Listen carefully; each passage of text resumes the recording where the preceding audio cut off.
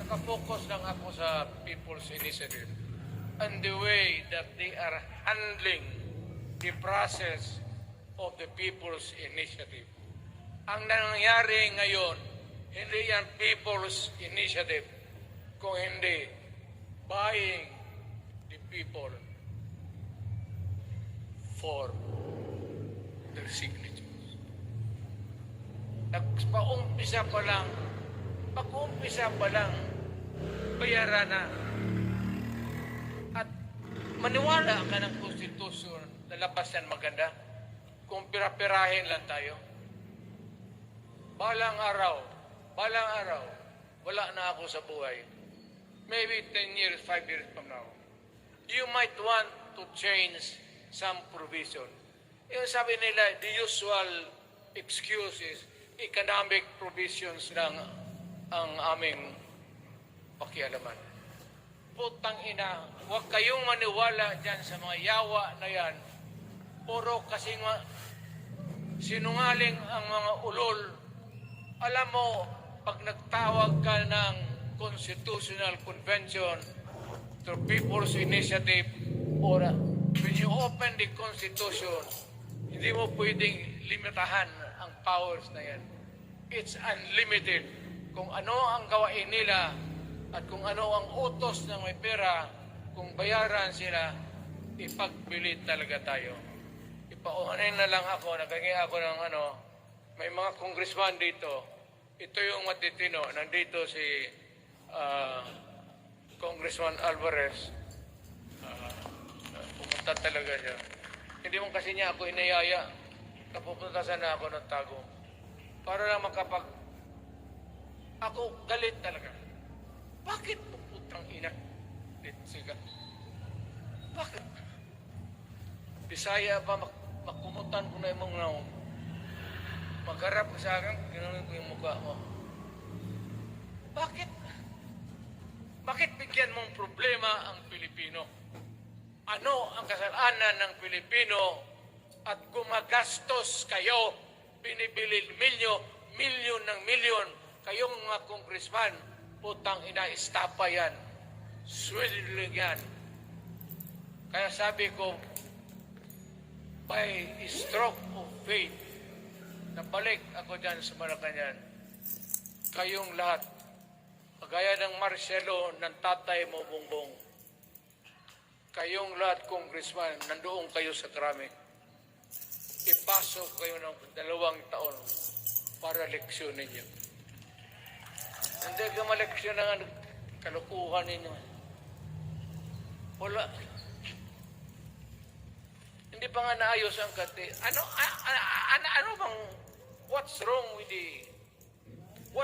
with the Constitution? Tell me. Kung hindi yung inyong ambisyon.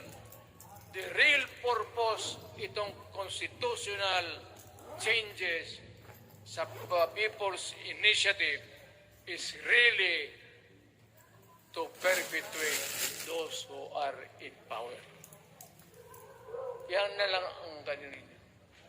Marami akong sabihin, maybe kung patayin nila ako, putukin yung aeroplano, wala na tayong magawa.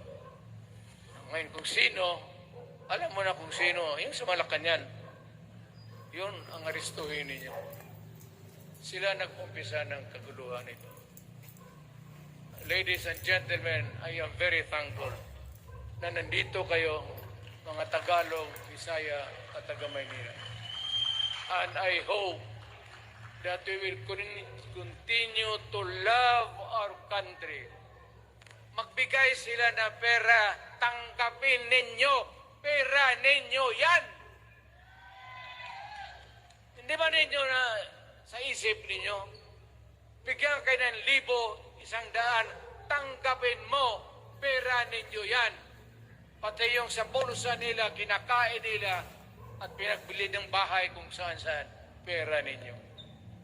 So, make sure na bago kayo lumabas lang naman sa mundong ito, may panahon lahat, umatay tayo.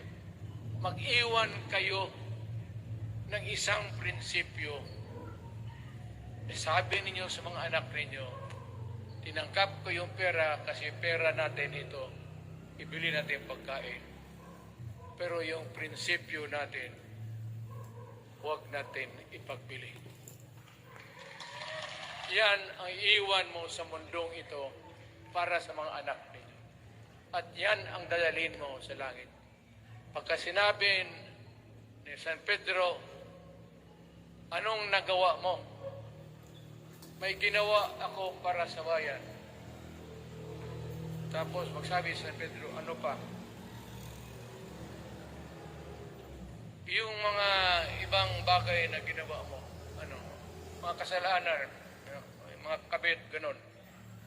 Sabihin mo kay San Pedro, nandito ako sa langit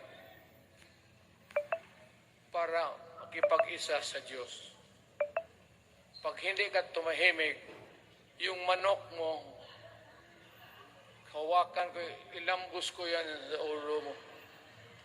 Putang ina ka. Buksan mo yung kwartahan at papasok tayo, magkita-kita tayo sa langit. Lahat kayong hindi nabili, sigurado ako, langit kayo.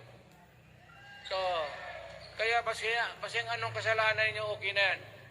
May guarantee na kayo yung passes. Mahalaga yan as a matter of principle. Prinsipyo sa tao. Maraming salamat.